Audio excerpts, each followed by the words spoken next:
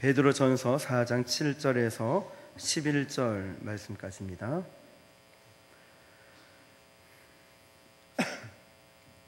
우리 한 목소리를 함께 읽도록 하겠습니다. 시작. 만물의 마지막이 가까웠으니 그러므로 너희는 정신을 차리고 근신하여 기도하라. 무엇보다 뜨겁게 서로 사랑할지니 사랑은 허다한 죄를 덮느니라. 서로 대접하기를 원망 없이 하고 각각 은사를 받은 대로 하나님의 여러 가지 은혜를 받은 선한 청지기 같이 서로 봉사하라. 만일 누가 말하려면 하나님의 말씀을 하는 것 같이 하고 누가 봉사하려 하면 하나님이 공급하시는 힘으로 하는 것 같이 하라.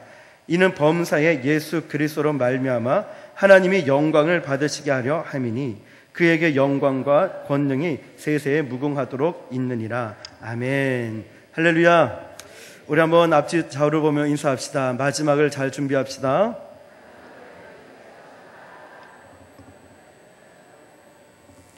한 번 더 인사합시다. 주님의 이름으로 사랑합니다.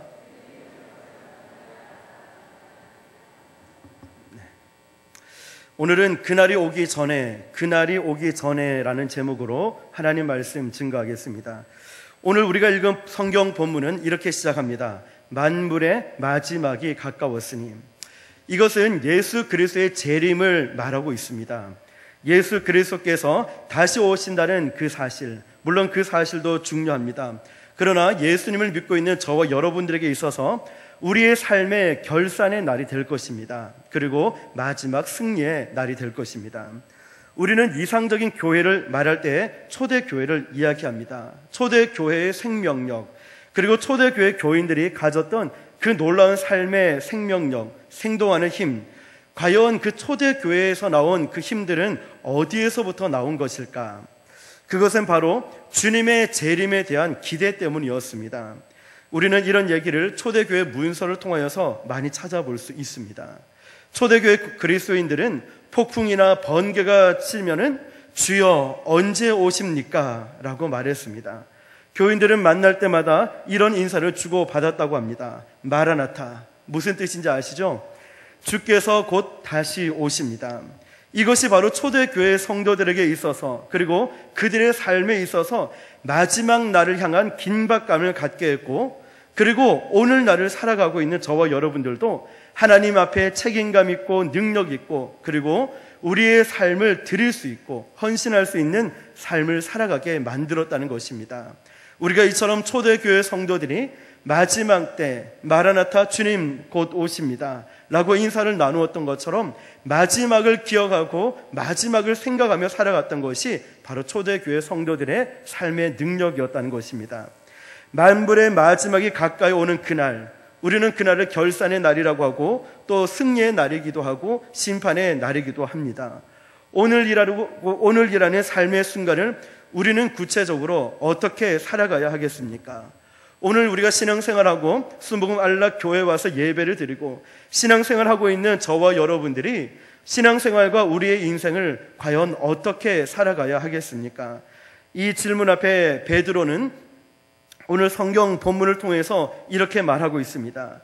주님이 오실 그 날을 바라보면서 어떻게 살아가야 하겠습니까? 했을 때 기도하라, 그리고 사랑하라, 그리고 봉사하라. 이것이 바로 오늘 본문의 내용입니다. 첫 번째로 기도하라. 이 마지막 날을 앞에 두고 왜 기도하라고 주님께서 말씀하셨겠습니까? 우리는 마지막 날을 생각하면은 죽음을 앞두고 있는 그 순간을 바라보면 굉장히 당황하게 됩니다. 불안에 떨게 되고 혼란스럽기도 합니다. 내가 이 땅을 떠나가야 할 마지막이 가까워왔구나. 그러나 이러한 모습들은 마지막 날을 맞이하는 성도들의 마땅한 태도가 아닙니다. 우리가 기도할 때 주님께서는 이 마지막 시대를 살아가는 것이 어떻게 올바르게 살아갈 것인가를 가르쳐 줍니다. 그래서 우리가 기도해야 된다는 것입니다. 성경은 기도할 때 하나님께서 가장 실질적으로 방법하시는, 응답하시는 그 기도의 내용 한 가지가 있습니다. 그 기도는 하나님 꼭 들어주십니다. 그것이 바로 지혜라는 것입니다. 야고보서 1장 5절에 너희 중에 누구든지 지혜가 부족하거든 모든 사람에게 후히 주시고 꾸짖지 아니하시는 하나님께 구하라. 그리하면 주시리라. 할렐루야. 성경에서 이 지혜를 구하여서 놀라운 응답을 받은 인물이 있습니다. 누굽니까? 솔로몬. 그렇습니다. 어려운 일이 닥치고 시련이 닥치고 고통의 또 폭풍우가 불어올 때 우리 마음속에 본능적으로 질문하는 것이 있습니다. 이 마지막 때에 이 고난 가운데, 이런 시련 가운데 어떻게 살아가야 할 것인가? 그럴 때 우리는 기도하면서 하나님의 지혜를 구할 수가 있습니다. 그래서 우리는 지혜를 구해야 됩니다.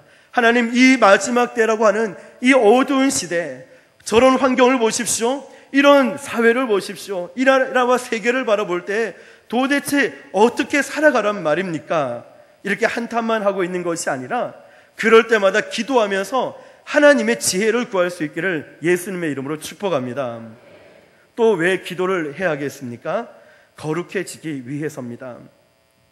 기도하는 것만큼 우리 영혼은 그만큼 깨어있고 맑은 영혼이 될 수 있습니다.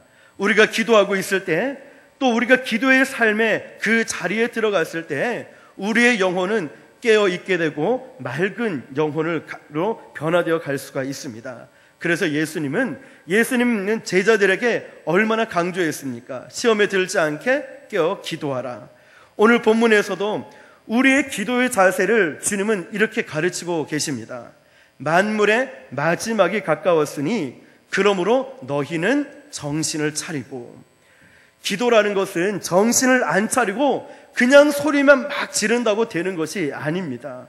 물론 이 자리에 수요 예배 드릴 정도로 믿음이 좋으신 분들은 아시겠지만 기도의 자리에 와서 목소리 크게 부르짖고 아무 생각 없이 소리만 지른다고 되는 것이 아닙니다. 영어 성경에 보면은 정신을 차리고라는 이 말이 아주 흥미롭게 쓰여지고 있습니다. 해석을 해보면은 어떤 압력에서도 냉정하라, 어떤 장소, 어떤 상황에서도 정신을 차리라 라는 말이 됩니다. 그러니까 정신을 차리고라는 이 말 뜻이 어떤 압력이 오고 또 어떤 장소, 어떤 상황에도 불구하고 냉정하게 정신을 차리고 있으라는 것입니다. 정신을 차린 상태가 무엇이겠습니까?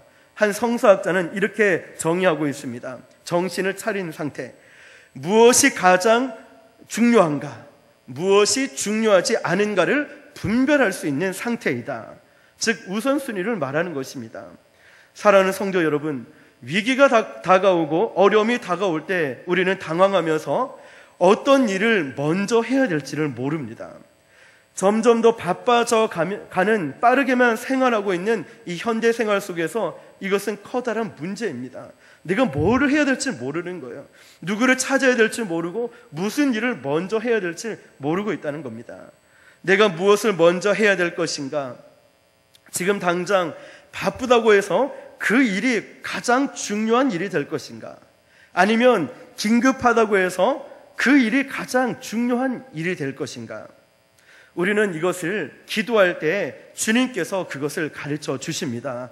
사랑하는 성도 여러분, 우리는 기도하다 보면 그래, 이 사람을 만나야 되겠구나. 그래, 맞아, 오늘은 이 일을 먼저 해야 되겠구나. 그래, 맞아, 이것을 내가 놓치고 있었구나. 이것이 말이야 하나님이 정말 기뻐하시는 일이구나. 기도하다 보니까 주님이 그것을 알게 해주시고 가르쳐 주신다는 겁니다. 그래서 성경은 정신을 차리고 근신하여 기도하라고 말씀하고 있습니다. 사랑하는 성도 여러분, 우리가 정말 진심으로 기도할 때 잘 보십시오. 진심으로 전심으로 우리가 기도할 때 다른 사람이 보이기에 앞서서 그 기도 속에서 누구를 발견합니까? 내 자신을 발견합니다. 나의 더럽고 추악한 모습, 연약한 모습. 우리는 진실되게 기도하면은 다른 사람이 아니라 가장 먼저 내가 먼저 보인다는 겁니다. 그리고 그 기도 속에서 누구를 발견하냐면 하나님을 발견하는 거예요. 우리는 그 기도 속에 나를 발견하고 하나님을 발견하고 하나님 아버지의 마음을 기도하면서 느끼게 된다는 겁니다. 나를 향하신 하나님의 선하시고 기뻐하시고 온전하신 뜻이 무엇인지를 기도하면서 분별할 수가 있다는 것입니다. 기도할 때 내가 해야 할 일을 발견하게 되고, 기도할 때 내가 가장 중요한 일이 무엇인지를 발견하게 됩니다. 그리고 그 일을 하게 될 때 거기서 나는 삶의 중요한 의미를 발견하게 됩니다. 그때야 비로소 우리는 삶의 숱한 문제들, 삶의 여러 가지 질문에 대한 명확한 대답을 얻을 수가 있습니다. 그래서 우리가 기도하는 것입니다. 기도하면서 하나님께 여쭤보고, 기도하면서 주님의 그 응답을 받고, 기도하면서 무엇을 해야 될지 분별할 수 있다는 건, 이것이 바로 기도하는 목적 중에 하나입니다. 어떻게 삶을 살아야 할 것인가? 무엇을 해야 할 것인가? 또 무엇을 먼저 해야 할 것인가? 무엇이 정말 가치 있는 일일까?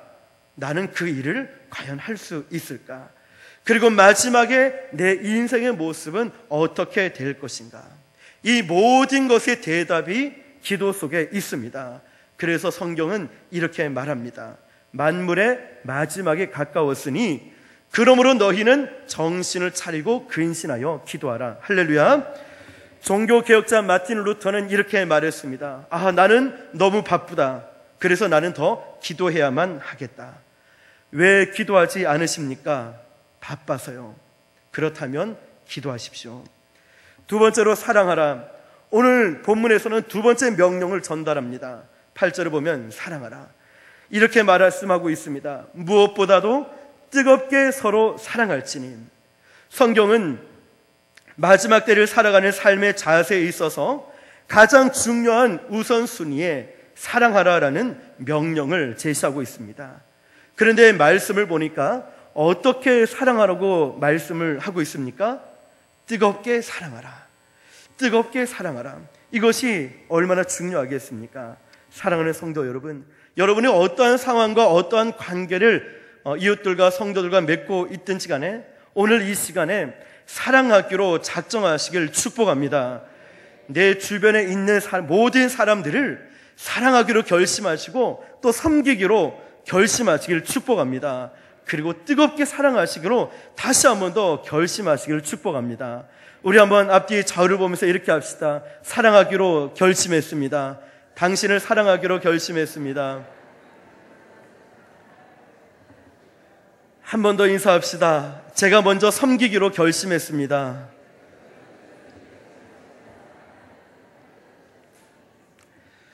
구약의 최대의 계명이 무엇이겠습니까? 마가복음 12장 30절 31절에 보면 구약의 최대 계명이 나옵니다. 내 마음을 다하고 목숨을 다하고 힘을 다하여 주 너의 하나님을 사랑하라 하신 것이요. 둘째는 이것이니 내 이웃을 내 자신과 같이 사랑하라 하신 것이라. 이보다 더 큰 계명이 없느니라. 신약의 최대의 계명이 무엇입니까? 요한복음 13장 34절 새 계명을 너희에게 주노니 서로 사랑하라.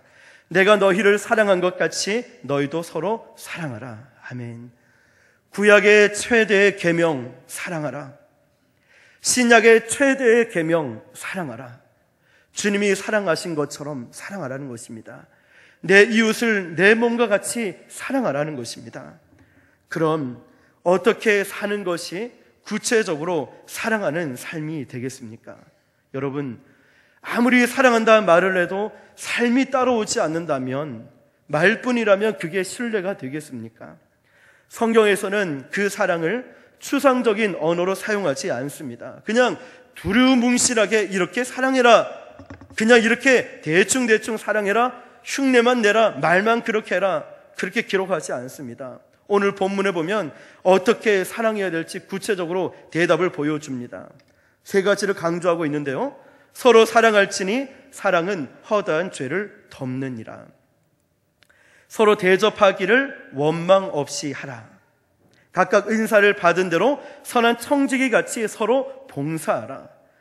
사랑이라는 말만 제시한 것이 아니라, 관념적으로 말하고 있는 것이 아니라, 사랑을 하는데 허다한 죄를 덮어주는 사랑과 대접을 할 때 원망 없이 대접하는 것과 그리고 봉사하는 마음으로 사랑하라는 것입니다. 오늘 이 말씀을 보면은 서로라는 이 단어가 반복되어 있는 것을 볼 수 있습니다. 서로 용서하라. 너희가 서로 사랑하라. 용서라는 것, 여러분, 우리가 살아가면서 알고 보면은 내가 제일 많이 용서를 받아야 될 대상입니다. 용서의 첫 단계가 무엇인지 아십니까? 남을 용서하는 첫 단계는 상대방의 허물을 덮어주는 것입니다. 한 유명한 심리학자가 이런 말을 했습니다. 내가 상대방의 허물과 잘못한 것을 알고도 상대방을 덮어주려고 할 때 상대방은 비로소 고백하게 된다. 그 자신의 허물과 잘못한 것을 알면서도 덮어줄 때 비로소 상대방은 그 사람의 귀한 마음을 알고 자신의 마음을 고백하고 관계가 회복된다는 것입니다. 결국은 그 고백이 치료와 회복이 일어나게 된다는 겁니다. 그런데 너 이런 일을 했지 하면서 상대방의 모든 것을 폭로하기 시작하면은 그것은 상대방에게 모멸감과 죄책감을 안겨다 주고 그것은 마침내 가식과 증오의 대상이 된다는 것입니다. 그래서 성경은 가장 먼저 덮는 법을 배우라고 가르치고 있습니다.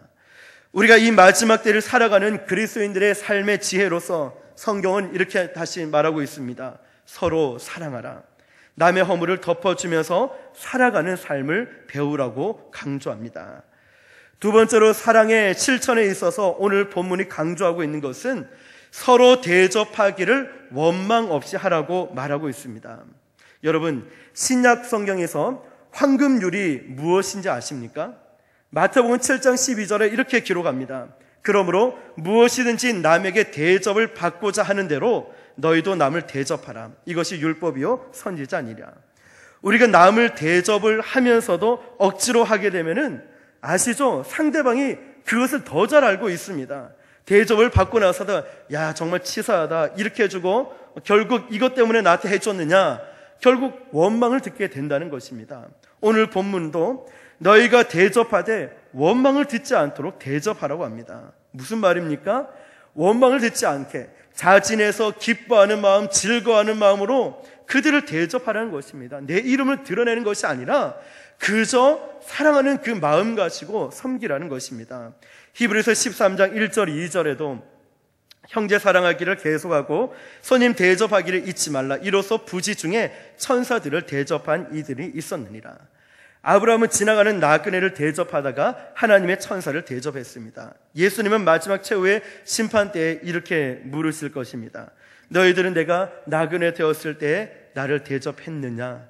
내가 감옥에 있을 때에 나를 돌아보았느냐? 내가 목마를 때에 내가 물 한 잔 준 적 있느냐? 그들이 대답합니다. 아니 선생님, 언제 나그네가 되셨고 언제 기근이 있었고 언제 감옥에 갇혀 있었습니까? 예수님은 너희 중에 지극히 작은 자 하나에게 한 것이 바로 내게 한 것이니라 말씀하십니다. 이처럼 사랑이라는 것은 관념이 아닙니다. 사랑은 구체적인 실천이 되지 않으면 안 됩니다. 성경은 대접하라고 말씀합니다. 이처럼 사랑하는 성도 여러분, 여러분이 가지고 있는 모든 것을 쌓아놓기보다 나누면서 대접하면서 살아가시길 축복합니다. 그리고 사랑합니다. 물론 말도 중요하고 기도도 중요합니다. 사랑한다라고 했다면 실천하시길 바랍니다.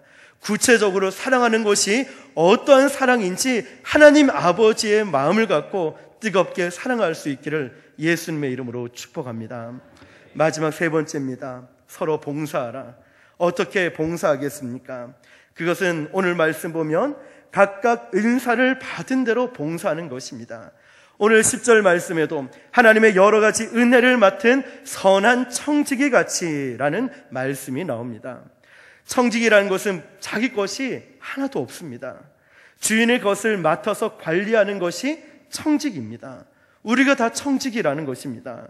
우리의 목숨도, 우리의 재산도, 우리의 지능도, 우리의 모든 것, 우리의 건강까지 다 하나님의 것입니다. 할렐루야. 우리의 것이 없다는 거예요. 여러분, 내 마음대로 내 건강을 좋게 했다 나쁘게 했다라고 할 수 있습니까? 재물은 내가 마음대로 노력한다고 됩니까? 아니 자녀들까지 내 목숨까지도 내 마음대로 그게 됩니까? 안 된다는 거예요. 이 모든 것이 다 하나님의 것입니다. 하나님께서 이것을 가지고 이웃을 섬기고 하나님의 일을 하라고 주셨습니다. 할렐루야. 그래서 우리는 하나님 앞에서 선한 청지기의 삶을 살아가야 합니다. 그러면 어떻게 해야 청지기의 삶을 살아갈 수 있겠습니까? 청지기는 철저하게 내가 가진 것은 내 것이 아니고 하나님의 것인데 나에게 맡겨주셨다라는 이런 의식을 갖고 살아가는 겁니다. 나에게 주신 물질, 나에게 주신 건강, 나에게 주신 인맥, 나에게 주신 재능, 달란트, 각양 은사들, 이 모든 것이 나에게 맡겨주셨어요. 무엇을 위해서? 하나님의 영광을 위해서. 맡은 것을 사용해서 내 자신을 위해서 투자하고 쓰는 것이 아니라 하나님을 기쁘시게 하고 이웃을 기쁘시게 해야 됩니다. 우리는 그것을 위해 쓰는 것이 바로 청지기의 사명입니다. 진정한 봉사에는 내 자신, 자기 자신은 없어야 됩니다. 그리스도인들의 봉사 유형을 우리는 본문에서 두 가지로 볼 수 있습니다. 말로 하는 봉사가 있고요, 그 다음에 몸으로 하는 봉사가 있습니다. 11절 말씀을 한번 같이 읽어보겠습니다. 11절 시작. 만일 누가 말하려면 하나님의 말씀을 하는 것 같이 하고, 누가 봉사하려면 하나님이 공급하시는 힘으로 하는 것 같이 하라. 아멘. 말로 하는 봉사는 설교나 교육이나 복음 전도 등이 될 것입니다. 교회 학교 교사는 다 말로 하는 봉사입니다. 이런 것들은 정말 중요합니다. 제가 하고 있는 이 설교도 제가 머리가 좋아서 똑똑해서 여러분들을, 어떤 말재주가 제가 좋아서 여러분들을 설득하고 있다면 그것은 하나님과 전혀 상관이 없는 그냥 제 얘기가 될 것입니다. 그러나 하나님께서 제게 이 말씀을 주셨기 때문에 또 하나님께 영광이 되기 위하여서 우리는 이 말씀을 나눌 수가 있다는 것입니다. 이런 것이 하나님의 영광을 위해서 쓰는 것입니다. 여러분들이 아이들을 가르치거나 조장 순장님으로서 섬기는 부분이거나 교육을 한다든가 어떤 복음 전도할 때 마지막에 모든 영광을 하나님께 올려드리는 것, 이것이 바로 하나님의 영광을 위해서 쓰는 선한 청지기의 역할입니다. 누가 봉사를 하려면 하나님이 공급하시는 힘으로 하라. 이 말씀은 무슨 말이겠습니까? 예를 들어서 어떤 분이 저에게 아주 큰 금액을 주셔가지고 제가 어떤 사람에게 도와줘야 되겠다 싶어서 우리 청년들과 학생들에게 장학금을 주어서 도와줍니다. 그런데 제가 그 학생을 도와주면서 아주 큰 생색을 내는 거예요. 자, 이게 얼마인지 아느냐? 자, 50만 원이다. 50만 원이면 무엇을 할 수 있고 무엇을 할 수 있고 내가 사용할 수 있고 한데 네가 너한테 주거든. 공부 열심히 잘해야 되고 이번에 A뿔 받아야 되고 너 장학금 받아야 되고 뭐 해야 되고 뭐 해야 되고. 그러면 이 학생이 어떻게 될까요? 안 받고 더럽고 치사해서 안 받겠다 그럴 거 아니에요. 차라리 안 받고 말지. 몰라요. 어떤 청년은 그래도 돈이 좋다고 받을지는 모르겠지만 괜히 그걸 하면 주면서 생색을 내고 너 학점 공부 잘하고 있니? 학점은 잘 나왔니? 너 이래가지고 공부하면 되겠니? 내가 장학금 줬는데 너 공부 그렇게 하면 되겠니? 이렇게 물어본다면 이게 정말 어떻게 될까? 오히려 그 도움이 그 아이에게는, 그 학생에게는 얽매이게 되는 것입니다. 더 불편한 경우가 된다는 것이죠. 그러나 이것은 내 돈이 아니라 하나님이 주셔서 하나님께서 선한 일을 쓰라고 나에게 맡겨주셔서 자, 너에게 주니까 너는 공부 열심히 잘 써 라고 하는 것입니다. 이렇게 되면 그 봉사와 그 섬김은 누구의 영광이 되겠습니까? 하나님의 영광이 된다는 것입니다. 봉사하는 일, 섬기는 그 일에서 이지훈이란, 아니면 여러분의 이름과 여러분 자신이 드러나기 시작하면은 그 순간부터 그 봉사에는 의미를 잃어버린다는 겁니다. 연못가에 살던 개구리들이 있었습니다. 개구리들이 연못에서 아주 이렇게 많이 모여 있었습니다. 그런데 하늘을 나는 새들을 바라보니까, 이 연못에 있다가 새들을 바라보니까 날고 싶고 너무너무 부러운 거예요. 그래서 어느 날 개구리 중에 제일 머리가 똑똑한 개구리가 그 새와 협상을 시작했습니다. 야, 저기에 보면은 나뭇가지 하나가 있는데 그 끝을 너가 물고 내가 그 나머지 반대편을 물게. 그리고 네가 날아가면은 나도 그걸 물고 있으니까 나도 같이 날아갈 수 있을 거야. 이렇게 협상을 했습니다. 그렇게 해서 그 개구리가 드디어 그 새와 함께 날기 시작했습니다. 그러자 그 광경을 보고 있던 연못가에 있는 개구리들이 부러움과 선망의 눈초리로 그 날고 있는 개구리를 바라봅니다. 우와, 이 개구리가 날고 있네? 야, 너 그런 기발한 아이디어가 어디서 났니? 어디서 그런 생각을 해서 칭찬하기 시작합니다. 그러자 이 개구리가 자랑이 하고 싶어서 견딜 수가 없는 거예요. 그래서 결국 뭐라고 얘기했냐면 내가 했지 라고 말했어요. 내가 했지 말하는 그 순간에 어떻게 됐을까요? 개구리는 툭 떨어지고 말았어요. 그것이 그 개구리의 최후의 인생이었다는 겁니다. 봉사도 마찬가지입니다. 하나님 앞에서 나의 존재가 들어가고 나의 자존심이 들어가고 자기 이름이 들어가고 나를 드러나는 그 순간에 이 봉사가 끝난다는 겁니다. 그래서 본문은 11절에서 이렇게 말씀합니다. 만일 누가 말하려면 하나님의 말씀하는 것 같이 하고, 누가 봉사하려면 하나님이 공급하시는 힘으로 하는 것 같이 하라. 이는 범사에 예수 그리스도로 말미암아 하나님이 영광을 받으시게 하려 함이니. 할렐루야. 말하는 건 누구의 말하는 것 같이 합니까? 하나님이 말씀하시는 것. 내가 봉사하려면 누가 공급하는 힘으로 합니까? 하나님이 공급하는 힘으로. 결국 이 모든 것의 최종 목적은 무엇입니까? 누가 영광을 받습니까? 하나님이 영광을 받아요. 여러분들이 섬기고 있는 모든 봉사, 교사라든지 조장, 순장님, 각 기관장이라든지 여러 가지 맡은 그런 부분들에 있어서 어떤 귀하고 안 중요하고 뭐 그런 게 어디 있겠습니까? 하나님 앞에서 내 모습, 내 모든 것을 다 드리고 나아갈 때 주님이 나를 보시고 영광 받아주신다면, 주님이 나를 바라보시고 기뻐하신다면 그것으로 만족하지 않습니까? 하나님이 나를 바라보시고 착하고 충성된 종아, 우리에게 맡긴 달란트대로 충성되게 감당한다면, 잘하든 못하든 열심히 주님께 기도하고 열심히 그 자리를 충성되게 지킨다면 그것이 정말 하나님이 영광 받으시는 일들이 아니겠습니까? 이것이 진정한 봉사입니다. 봉사라는 것은 그 동기가 사랑이 되어야 합니다. 사랑으로 하는 봉사. 이렇게 사랑으로 봉사할 때 하나님이 영광 받아주십니다. 사랑하는 성도 여러분, 우리 주님이 다시 오실 때 여러분들이 무엇을 하는 중에 주님이 오셨으면 좋겠습니까? 혹시 이런 생각 해보셨습니까? 하나님, 제가 이렇게 정말 선하고 좋은 일 할 때 주님이 오셨으면 좋겠어요. 하나님, 내가 이렇게 영혼을 섬기고 헛되는 일, 아무도 알아주지 않는 일을 하고 있을 때 그냥 주님이 그때 오셔서 봤으면 좋겠어요. 우리 학교 다닐 때는 그런 적 있지 않습니까? 어떤 일을, 직장생활 할 때도 내가 정말 아무도 하지 않는 그 청소 일이라든지 뒷마무리를 짓고 나갈 때 직장 상사나 사장님이나 누가 좀 봤으면 좋겠다는 생각 들지 않습니까? 내가 이렇게 열심히 잘하고 있는 것을 회사 사장님이나 아니면 높은 상급에 있는 분들이 나를 보고서 좀 알아줬으면 좋겠다. 다 그냥 가고 있을 때 나 혼자 남아서 열심히 하고 있는데, 마찬가지로 하나님의 그 복음을 증거하거나 아니면 정말 아무도 알아주지 않는 그곳의 구석에서 청소를 한다거나 정말 아무도 알아보지 않는 그런 일을 할 때 하나님, 이때 주님이 오셔서 저를 좀 봐주셨으면 좋겠는데, 하나님 이때 주님이 오셨으면 참 좋겠는데, 내가 억울하고 힘들어도 고난 가운데 있어도 묵묵히 참고 있는 저를 보고 하나님 저를 좀 봐주셨으면 좋겠는데, 그런 생각하지 않습니까? 여러분들은 여러분이 무엇을 하는 중에 우리 주님이 오셨으면 좋겠습니까? 주님과 기도하는 그 순간에 주님이 오셨으면 좋지 않을까요? 또 내 삶을 어떻게 하면 하나님의 영광을 위해서 살아갈까?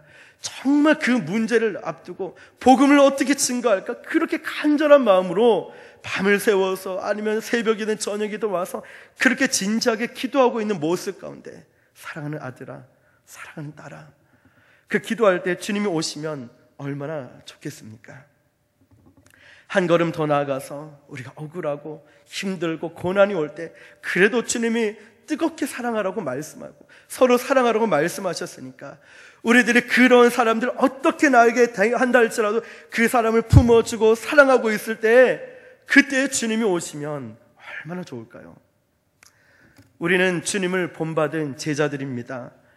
우리 주변의 이웃들을 섬기기 위해서 내가 팔을 걷어붙이고 수고로 땀을 닦으면서 다른 사람을 섬기기 위해서 내가 낮은 자리에 가 있고 내 자신의 이름을 감추고 겸손히 상대방을 섬기고 있는 그 순간에 우리 주님이 와서 저를 보고 여러분들을 바라보시면 얼마나 좋겠습니까? 조장으로 순장님으로 평생을 섬기다가 우리 주님이 와서 아이고 조장으로 수고했다, 순장으로 수고했다, 기관장으로 수고했고 모두 수고했고 차량 운행으로 청소로 참 수고 많았다라고, 교사로도 뭐 여러 가지 많겠죠. 그런 것으로 섬기고 계실 때 아무도 보지 않는 곳에서 묵묵하게 열심히 섬기고 있을 때, 묵묵하게 기도하면서 우리 교회를 위해, 목사님을 위해, 주의 종들을 위해, 성도를 위해 섬기고 기도하고 있을 때 우리 주님이 와서 보시면은 얼마나 좋을까요? 저 말씀을 준비하면서 그 생각을 해봅니다. 정말 나는 무엇을 하고 있을 때 주님이 오면 가장 좋을까? 복음을 전할 때. 여러분들은 어떤 때라 생각하십니까? 어떤 때 주님이 여러분들을 보시고 기뻐하시는 모습으로 맞이했으면 좋겠습니까? 어느 교회 집사님이 수년 전에 몸이 이상해서 병원 진찰을 받으러 갔는데 2달밖에 남지 않았다는 간암 선고를 받았습니다. 그래서 이 집사님이 2달 동안 무엇을 할 것인가 생각을 하다가 우선 기도부터 시작을 했습니다. 하나님, 제 인생에 남아있는 2달을 어떻게 살면 좋을까요? 기도를 하고 있는데 이분 마음속에서 사랑하지 못한 것이 제일 크게 후회가 되더랍니다. 그리고 자기가 그동안 벽을 쌓고 살아왔던 사람들이 기도하다 보니까 자꾸만 생각이 나서 기도하면서 명단을 적었어요. 그동안 벽을 쌓고 살았던 사람들, 등을 지고 살았던 사람들을 1명, 2명 찾아가기 시작했습니다. 그래서 만나고 또 용서를 구하고 화목해 하고, 그리고 또 등진 사람은 아니지만 마땅히 사랑해야 될 사람을 사랑하지 못했고 격려하지 못한 사람들을 찾아가서 그 사람들을 격려해 주고 사랑해 주었어요. 그리고 이제 남은 재산들을 정리하기 시작했습니다. 남아있는 빚도 다 갚고 이제 남은 재산을 어떻게 쓸 것인가, 자손들에게 남겨줄 유산을 제외하고, 가만히 생각해 보니까 자기가 정말 한평생 살아오면서 이 돈을 가치 있게 쓴 기억이 없더래요. 그래서 그 중에서 선교사님들을 위해 쓰도록 선교 헌금을 드리고, 그리고 구제 헌금을 따로 또 드리고, 자기가 죽은 다음에 또 나머지 돈을 어떻게 쓰라라고 유언장을 남겼습니다. 그 다음에 자기가 사랑하는 자녀들을 생각하면서 성경 말씀을 읽으면서 가장 중요한 말씀을 유언장에 쓰기도 했습니다. 그러다 보니까 2달이 지났어요. 그런데 2달이 지났는데 불구하고 몸이 더 이상 나빠지지가 않는 거예요. 이상하다 생각하고 다른 병원에 가서 진찰을 받아보니까 간암이 아니라고 했어요. 오진이 된 거예요. 여러분, 이런 병에 걸렸을 때 오진이라면 진짜 하늘을 날아갈 것 같이 기쁘겠죠. 그래서 그 교회 목사님이 이렇게 물어봤습니다. 그렇게 2달 동안 사신 것을 집사님 후회하지 않으세요? 아니요, 목사님. 지금까지 저는 제 생애를 들어서 그 2달처럼 가장 의미 있고 가치 있게 살았던 때가 한 번도 없었던 것 같아요. 저는 앞으로 이 2달을 가장 가치 있게 살았던 것처럼 남은 생에도 이 마음가짐으로 살기로 저는 작정했어요 라고 했다는 거예요. 사랑하는 성도 여러분, 우리가 살고 있는 지금이 마지막이 아니라고 해도 우리 앞에 마지막이 가까이 오고 있음을 우리는 알고 있습니다. 그렇다면 내가 남아있는 이 생애를 어떻게, 이 시간들을 살아가야 하겠습니까? 최후의 이 며칠, 몇 달, 몇 년, 우리에게 남아있는 이 시간들을 과연 어떻게 살아갈 것인가, 이것을 곰곰하게 생각해 봐야 합니다. 땅에 있는 가치를 위해서 늘 싸우면서 부딪히면서 그렇게 살아가야 할 것인가, 아니면 영원한 가치에 내 모든 것을 투자하고 선한 청지기 같이 봉사하면서, 그리고 기도하면서, 그리고 뜨겁게 사랑하면서 살아갈 것인가. 우리는 기도하면서 하나님, 어떻게 살아가면 좋겠습니까? 기도해야 됩니다. 하나님, 오늘 제가 이 시간을, 나의 인생을, 나의 이 사명을, 나의 이 지금 인생을 어떻게 살면 좋겠습니까? 주님께서 사랑하신 사람을 사랑하기로 작정하시고, 하나님께서 내게 주신 은사와 달란트를 가지고 봉사하는 일에 여러분의 자신을 바치는 삶, 이것이 바로 그리스도인들의 삶의 모습입니다. 사랑하는 성도 여러분, 여러분들은 남은 생애를 어떻게 살아가길 원하십니까? 우리는 이 문제를 놓고 진지하게 또 심각하게 기도해야 됩니다. 왜냐하면 마지막을 생각한 사람만이 진지한 삶을 출발할 수 있기 때문입니다. 여러분, 하나님 앞에 섰을 때 나의 모습은 어떻게 서 있을까? 어떻게 비춰줄까? 한번 생각해 보셨습니까? 하나님은 늘 내 편이신데 나는 과연 하나님 편에 있는가? 하나님의 내 모습을 보고 과연 기뻐하실까? 이 시간 조용한 기도 속에서 내가 하나님 앞에서 어떻게 살 것인가를 결단하시고 주님 앞에 우리 자신을 바칠 수 있고 헌신할 수 있기를 예수님의 이름으로 축원합니다. 아멘. 우리 이 시간 기도하겠습니다. 큰 목